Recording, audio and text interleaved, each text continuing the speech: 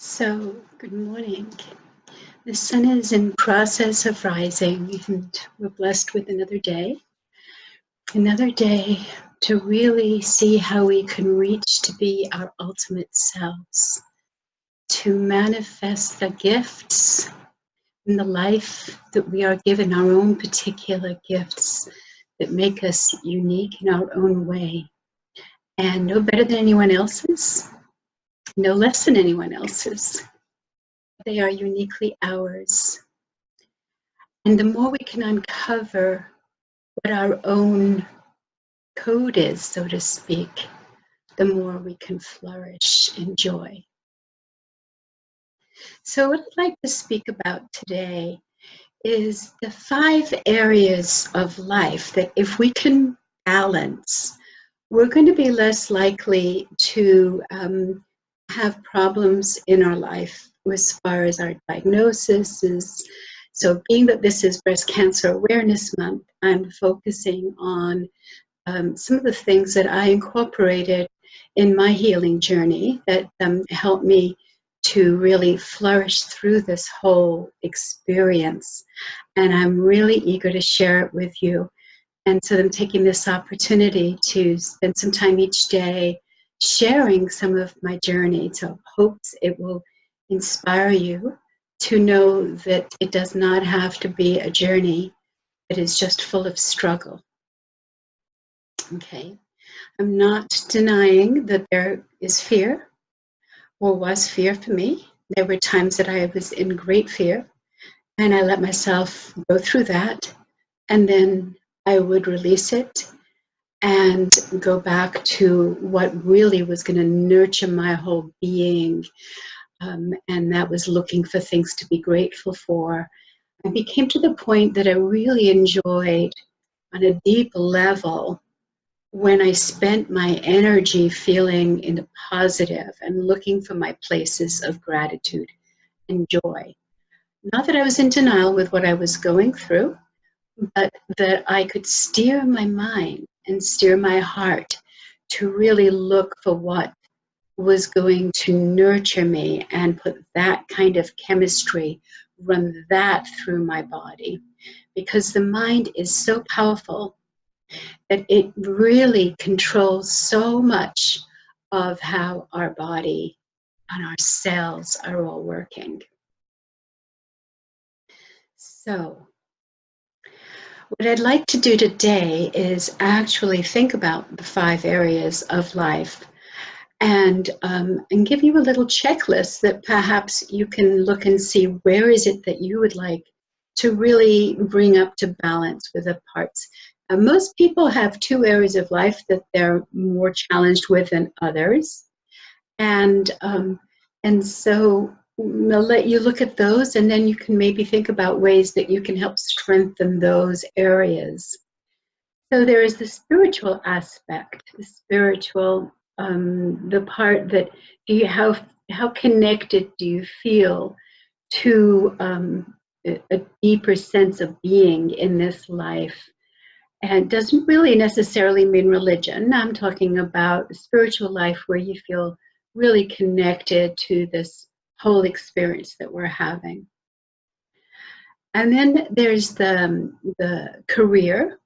How can career and your livelihood, how connected do you feel in your service to the world and things that you have to share that are uniquely you and that can carry through you? Now, it doesn't have to be how you earn your living, but it's more of a service and feeling connected in that you have gifts to share.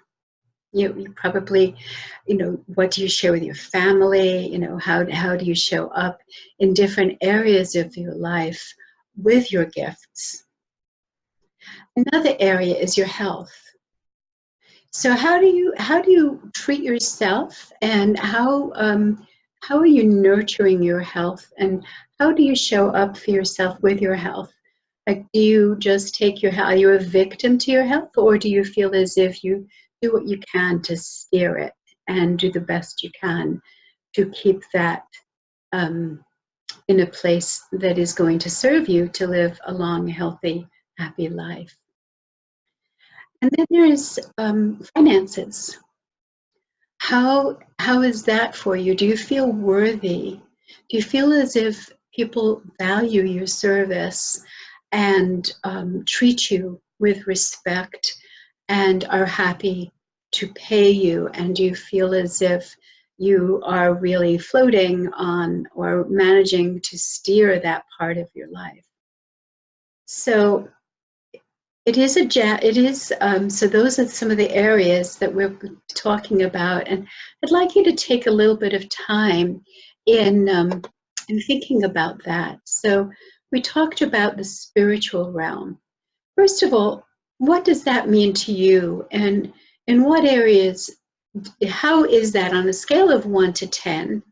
How strong is that for you in your life? Do you feel as if you really have a very strong spiritual life and feel really connected that way? Or is this something that you really have to work consciously on and sometimes tend to neglect a lot? So take a few moments and see what you discover there. Write it down.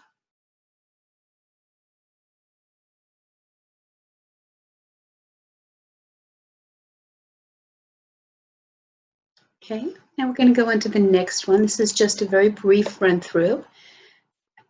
Career and service. How do you feel that you are able to share your unique skills, your dream of bringing manifest into the world the things that are uniquely you, that are uniquely and equally as valuable as anybody else's, and that they are gifts to you to share?